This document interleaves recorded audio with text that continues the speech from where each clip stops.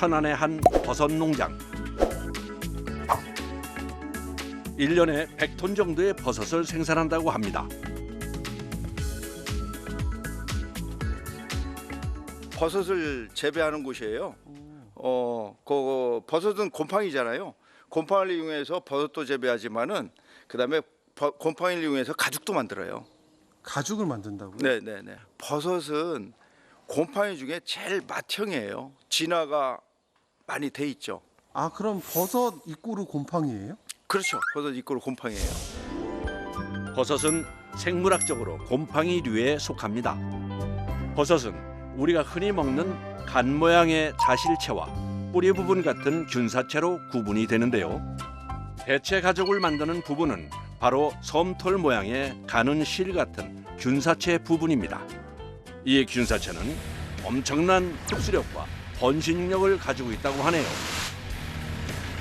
균사체 가죽을 얻기 위한 첫 번째 작업은 바로 균사체를 키울 수 있는 집을 만들어주는 과정인데요. 그 집을 배지라고 합니다.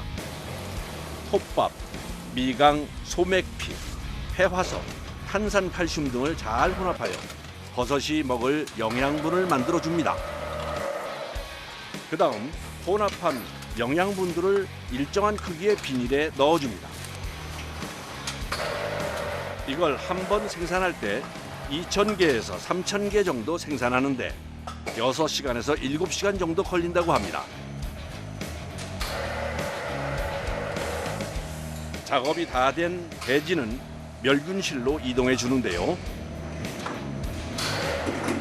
수박 속에는 여러 가지 균들이 많아요. 세균과 곰팡이 이런 것들이 많아서 멸균해야만이 이제 버섯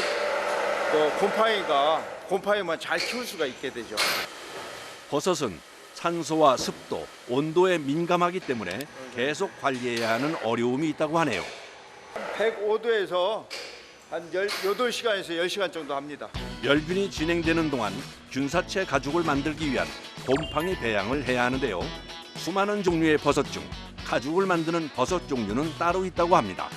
가죽을 만드는 버섯류는 이렇게 연기버섯이 있어요. 상황버섯이나 아니면 이제 말굽버섯이나 그러니까 딱딱한 버섯들 있죠. 그런 버섯을 가지고 이제 가죽을 만드는 거죠. 부드러운 버섯은 조직감이 치밀하지 않기 때문에 이게 찢어지고 견고하지 않아서 본격적인 배양 작업의 시작입니다. 영지버섯의 곰팡이균을 추출할 때는 신중해야 하는데요. 다른 곰팡이류가 들어가지 않게 불로 멸균 작업은 필수입니다. 다른 곰팡이가 들어가면 균사체 가죽의 질이 떨어진다고 하네요. 인큐베이터에다가 여기다가 24도로 맞춰주는 인큐베이터에다가 배양을 해야 됩니다. 한 2주 정도 되면 이렇게 많이 뭉치게 됩니다. 균사체가. 이 균사체에 대량의 물을 투입하여 한 달 정도 더 배양을 한다고 합니다. 균사체의 양을 늘리는 방법이라고 하네요. 이제 마지막으로 배지에 균사체를 접종하는 작업입니다.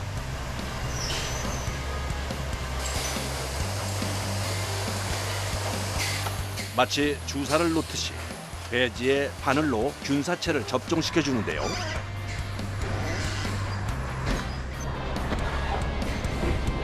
사람에 대한 오염을 최대한 줄이기 위해 직접 개발한 기계라고 하네요.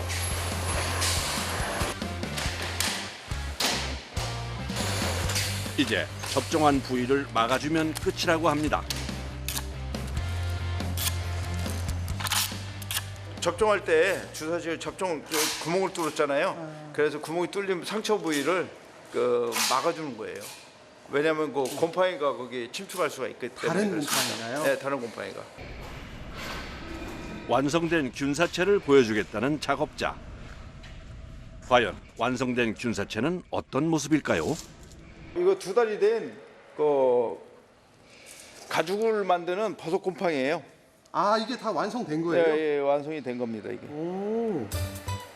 가죽을 만드는 버섯은 자실체라는 몸통을 만들지 않고 오로지 균사체만 만들어줍니다. 하얗게 보이죠? 우와.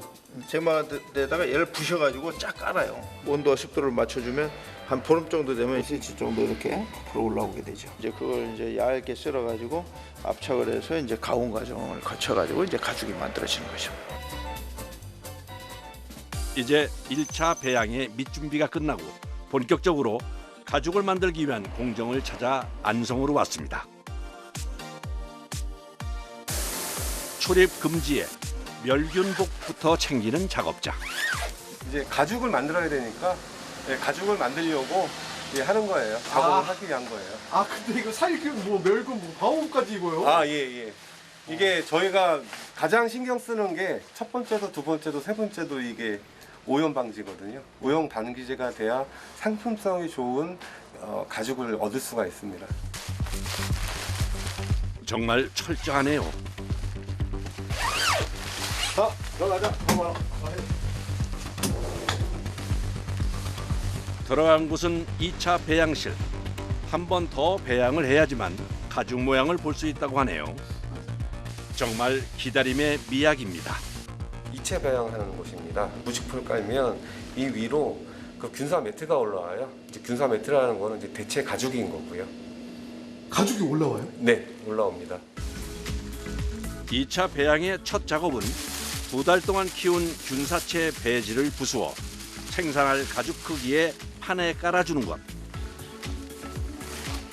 시간이 지나면 균사체가 자라서 배지 위로 하얗게 올라온다고 하네요. 5cm 이상 자라면 가죽 부분을 배지에서 분리해 쓴다고 합니다. 종균들이 어떤 일정한 압력에 눌려 있어야 그 올라오는 속도가 빨리 올라와요. 아 더 빨리 자라는 거예요? 예. 옥수수 가루로 만든 부직포입니다. 얘가 있어야 뜯기가 쉬워요. 만약에 얘가 없으면 톱밥이 밑에 그냥 다 묻어 나오기 때문에. 결과물을 먼저 살짝 보자면 2차 배양이 끝나면 이 세 단계로 구분되어집니다. 부직포는 배지와 가죽이 잘 떨어지는 역할을 합니다. 이제 2차 배양 준비 작업은 끝이 났습니다.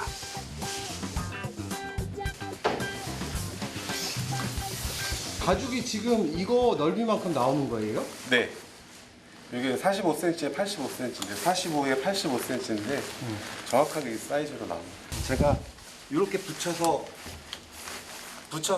종균을 이제 저희가 균사 매트를 키우면 얘네들이 같이 올라와서 붙어버려요. 접착이 돼요. 그럼 더 긴 매트가 되겠네요? 그렇죠. 그러니까 뭐 10m든 20m든 만들 수 있는 거죠.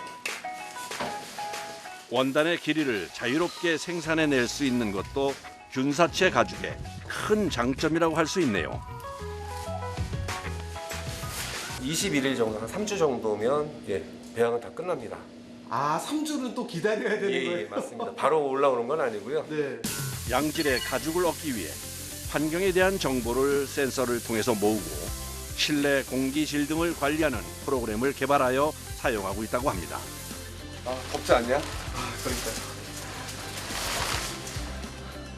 그러니까 여기 들어가기 전에 시작해서 다시 나올 때까지 저희 계속 이제 그 멸균, 살균, 그 다음에 오염되지 않은 오염 방지를 계속 하고 있거든요. 그 부분이 제일 힘들어요. 뽀얗게 올라오는 균사체들. 과연 가죽 형태로 잘 나올 수 있을까요? 3주의 시간이 흘렀습니다. 잘 됐을 거예요. 믿고 한번 들어가 보시죠. 긴장되는 마음으로 작업물을 확인해 보는데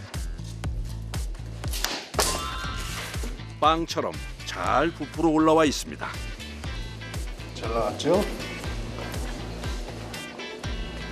흑색이었던 톱밥도 어느새 하얗게 변했네요. 틀에서 떼어내는 작업도 가죽이 손상되지 않게 신중에 신중을 기합니다. 마치 고무 매트 같은 모습이네요. 여기가 이제 배지고요. 저번에 입상했던 배지고, 요한이 부직포고, 여기서부터 여기까지가 균사 매트예요. 15mm 정도. 아 15mm 정도요? 가죽의 두께가 꽤 두꺼운데요. 이대로는 쓸 수 없고 후 가공을 거쳐 압착을 한 후에 쓸 수 있다고 하네요. 이제 배지에서 가죽을 떼어내기 위한 작업을 해야 합니다. 날카로운 칼날로 조심스럽게 연결 부위를 잘라내 주는데요. 앞으로 나르세요. 아직도 톱밥의 흔적이 남아있네요. 이제 기다리고 기다리던 가죽을 떼어내는 작업이 시작됩니다. 주름이 거의 안 갔어. 주름이 안 가네. 됐어. 우와.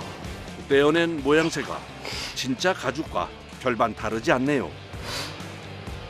또 가죽 부분만이 아니라 배지 부분도 다시 사용한다고 하는데요. 그리고 얘는 또 두세 차례를 더 씁니다. 더 길러 또 아까 그쪽에다가 떠놓으면 다시 또 올라와요. 이렇게 천연 난연성 있는 소재로 예를 들면 이제 방음 소재, 디피저, 흡음재 이런 쪽으로 쓰면 아주 성능이 좋게 나옵니다. 버리는 게 없네요. 없어요. 균사체 가죽은 건조하면 부서지는 성질이 있어서 연하게 만드는 과정이 필요합니다. 얘가 이제 건조가 되면 플라스틱처럼 이렇게 뚝뚝 부러져요, 그냥. 그래서 이게 부러지면 안 되잖아요, 가죽인데. 유연도 해야 되고, 그 다음에 이제 늘어나기도 해야 되고, 또 어떤 이제 그 인장력도 있어야 되는데, 그런 거를 하기 위해서 이제 가소를 하는 거예요. 이렇게 담궈서 3시간에서 5시간 정도를 담궈 놔야 돼요.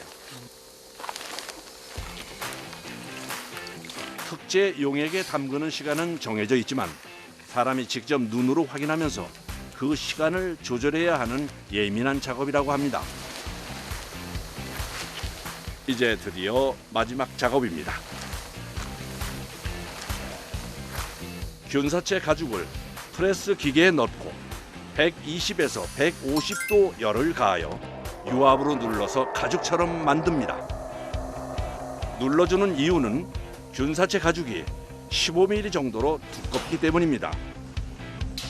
두께는 사용처마다 다르지만 가죽옷은 0.5에서 0.8mm, 핸드백 등 가방용은 0.8에서 1.2mm 정도로 만들어줍니다. 와, 진짜 가죽과 다를 바가 없네요. 접히기도 하고, 제가 막 이렇게 접어도 되고, 이렇게 꾸겨도 되고요. 오. 예. 그 다음에 이게 다시 제가 구겼을 때, 이렇게 구겼을 때 다시 이게 회복이 돼야 되잖아요, 가죽이면. 기후 환경에 뭐 일조한다는 그런 느낌도 있고, 지금 탄소 저감에 들어선 세대인데 거기에 일조한다는데 보람 느끼고 있어요.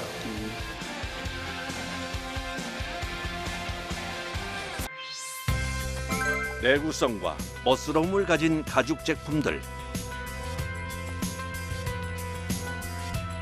이것들은 곰팡이로 만든 대체 가죽 제품들입니다. 이 모든 제품들이 곰팡이를 이용하여 만든 대체 가죽 제품인데요. 신발, 다이어리, 명함, 지갑 등 곰팡이로 이런 걸 만들었다는 게 믿어지시나요? 인장 강도나 이런 땡김 같은 경우에도 소가죽하고 별 다름이 없어서 이런 순수 원료를 기반으로 저희가 후 가공을 통해서 이런 제품들을 뽑아냅니다. 얼핏 보기에는 일반 가죽과 다를 바가 없는 모습. 큰 장점도 있다는데요. 기존 동물 가죽들을 만들어낼 때 오폐수나 오염물도 굉장히 심하고요. 그리고 소가죽 같은 경우에는 소가 내뿜는 메탄가스가 굉장히 심한데 그런 것들이 없기 때문에 버섯 가죽 같은 경우에는 되게 친환경적으로 만들 수도 있고요.